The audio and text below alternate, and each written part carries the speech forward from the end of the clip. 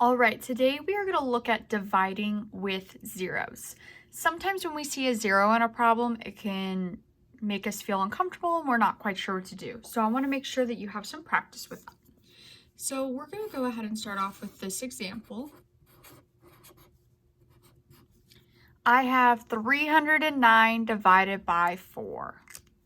All right, so I'm going to go ahead and look right here, and I'm going to ask myself, 4 goes into 3, how many times? Well, 0. Then I'm going to move over and I have 4 goes into 30, how many times? Well, 4 goes into 30, let's see, 4 times 8 gives me 32, so 4 times 7 gives me 28. I'm going to put my 28 here. Then I'm going to subtract, and I have a 2, and I bring down the 9. All right, now I'm trying that again. 4 times what gives me 29? Let's see. Well, 4 times 7 gave me 28, so let's do that again.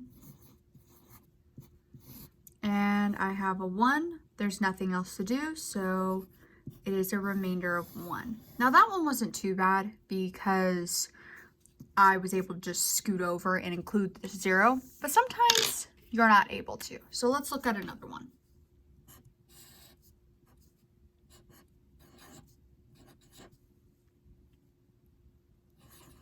703 divided by 2. All right, so I have 2 goes into 7. How many times? Well, I can do 2 times 3, and that gives me 6. Then I subtract, and I have 1. Now, I just bring down the 0. That's it. I just bring it down. 2 times what gives me 10? 5, 10. Nothing. Bring down a 3, and I have 3. 2 times what gives me 3? I have a 1, because that's as close as I can get. 3 take away 2 is 1, and I have 351, remainder 1.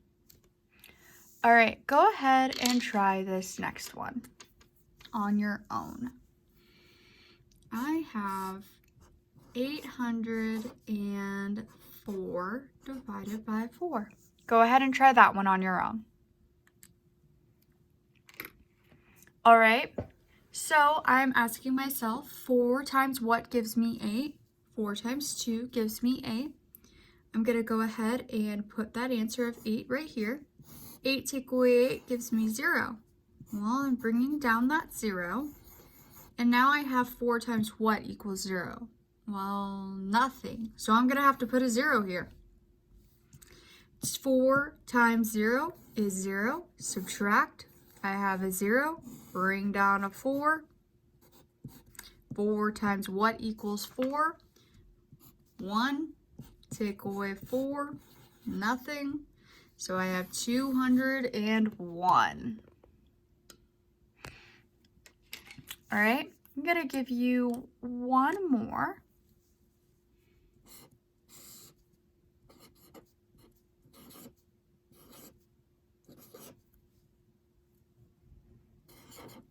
$3,008 divided by 6. Go ahead and try that one on your own. All right, so now I'm looking here. I have 3 divided by 6. Well, I can't do that. 6 times nothing is going to give me 3. It's too big. All right, so I'm going to go ahead and I'm going to scoot over. 6 times what gives me 30? Well, actually 5. So I'm going to go ahead and write 30 here. I have 0. Bring down the next 0. 6 times what equals 0? Well, nothing. So I'm going to have to write another 0 there. Subtract 0. Now I get to bring down this 8. 6 times what gives me 8? Well, 6 times 1. Put that 6 there. Subtract 2. 501, remainder 2. I hope that helped you get more comfortable with whatever to do with zeros whenever you come across them.